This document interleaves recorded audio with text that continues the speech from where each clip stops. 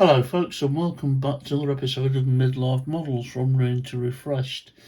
And as you can see on the bench this time, we've got not a car, but a construction crane.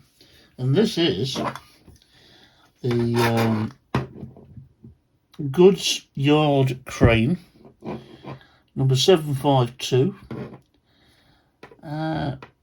made in England by Meccano Limited, Dinky Toys. And as you can see, there's a rivet in the bottom holding the crane in place, and multiple axles, connecting rods, you name it. Not axles, connecting rods, let's call them that. Handles, only one of which is currently connected with a bit of woolen string.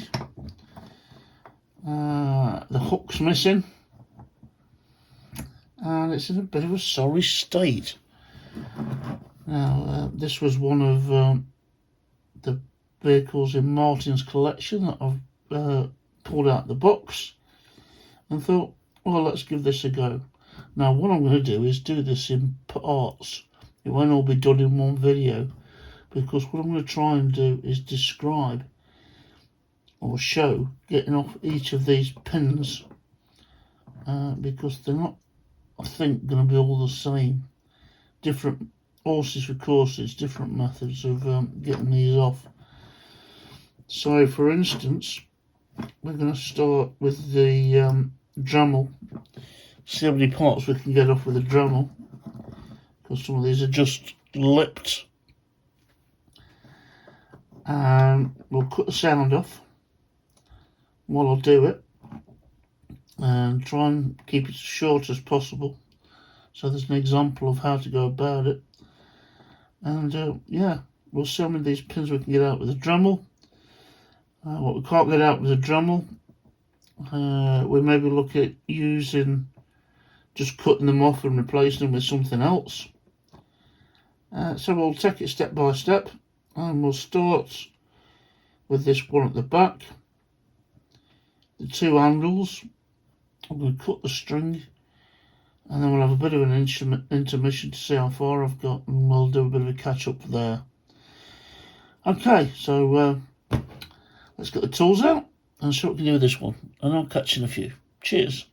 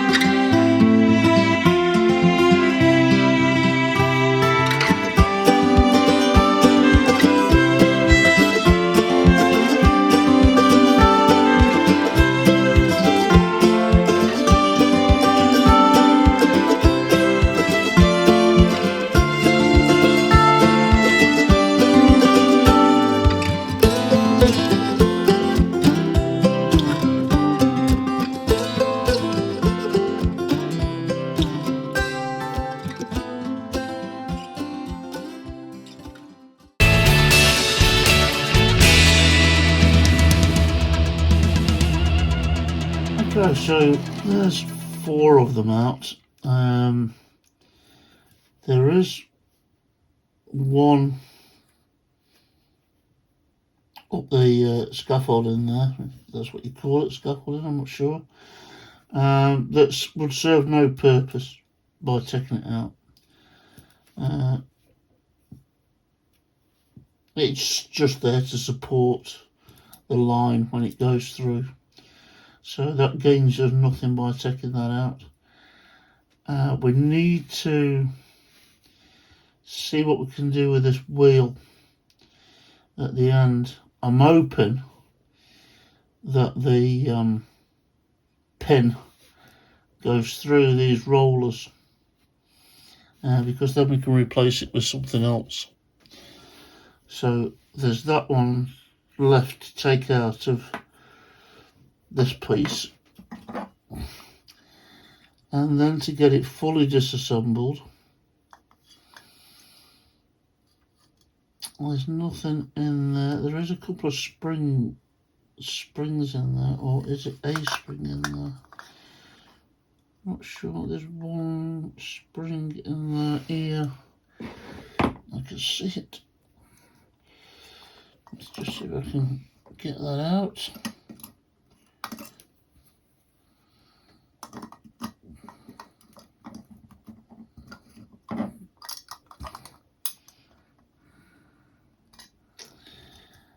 Yeah, even that's going to prove testing. Is it or isn't it?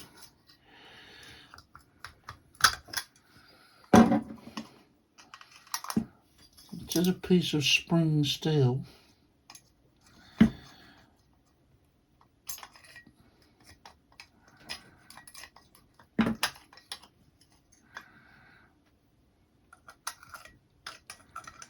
I can just get it round enough, it should come out the top way.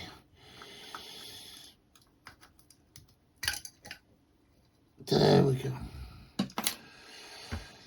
Well, nice to get that out without taking this out. There's another pin deep in the cylinder that you won't be able to see because it's too dark.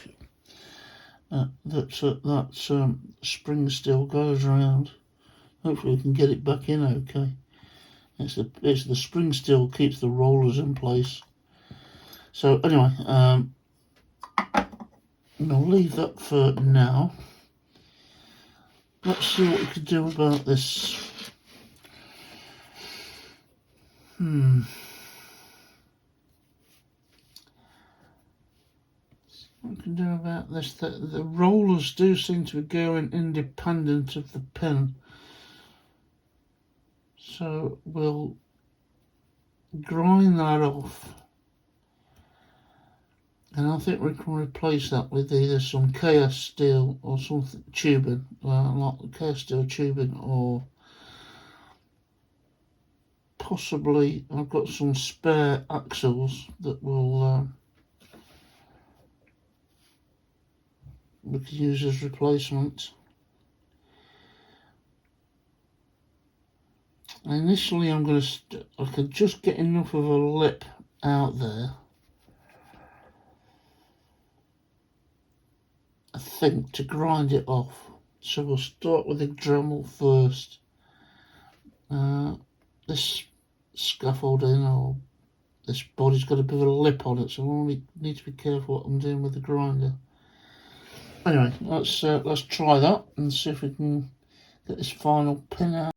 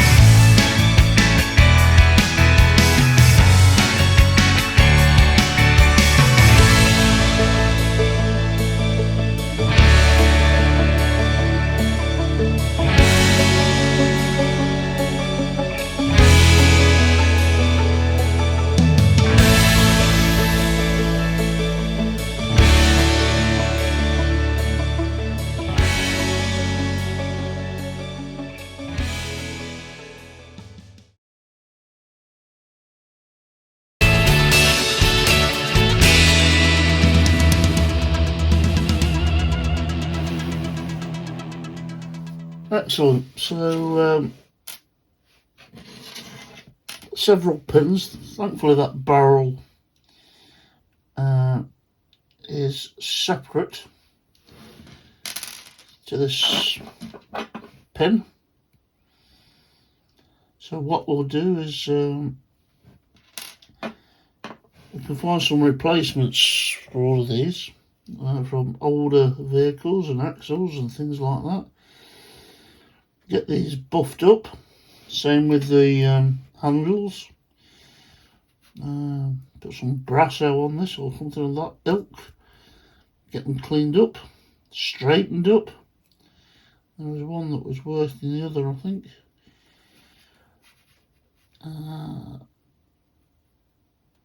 Yeah, possibly that one. Okay. So all that leaves to do now is put all that to one side.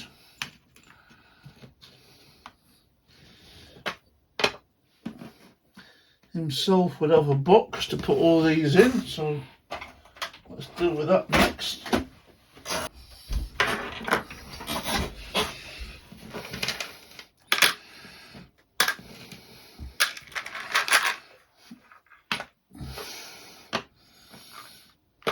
And that's those secure. That can now go into caustic soda. That can be dealt with.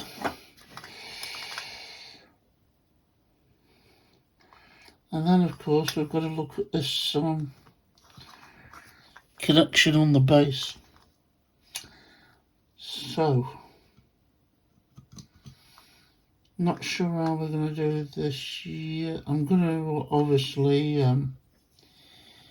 grind this off. Well, actually I might make a start with the drill first to get the bulk of it off.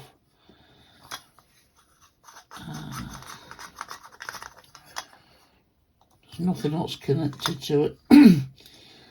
And then we'll either put a fresh rivet in there if we can get something to match, or if we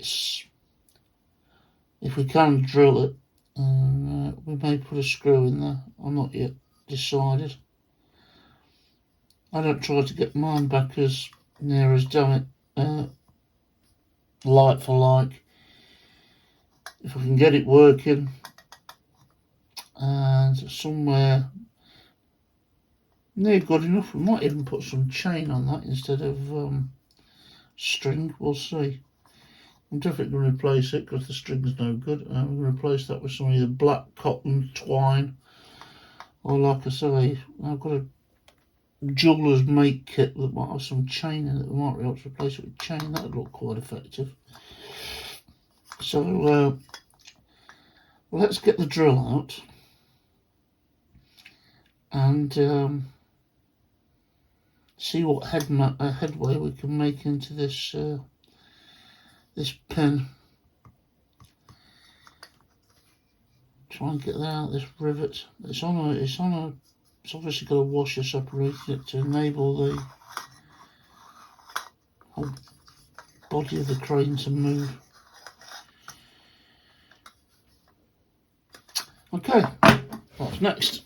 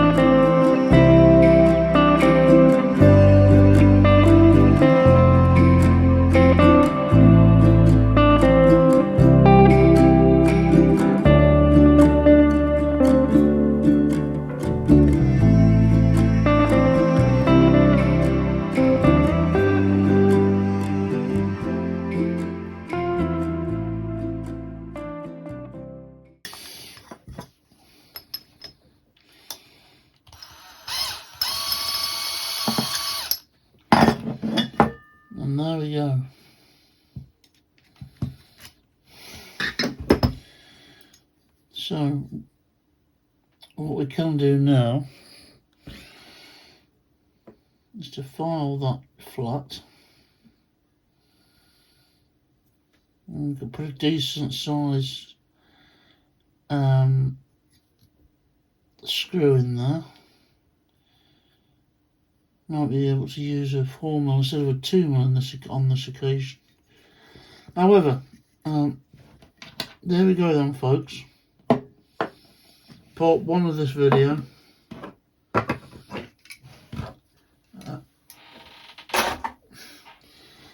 Disassembling or disassemblage, blage. Get all the doodwibbers and bits and bobs and finangles and flamanges, and there it is, all in a pot. And in the next video, or part 2, we'll look at getting this all cleaned up and what cleaning process we can use to get this back to base metal and polishing up those handles, etc. So this is PJ signing off for this one, and I'll catch you in part 2. Cheers.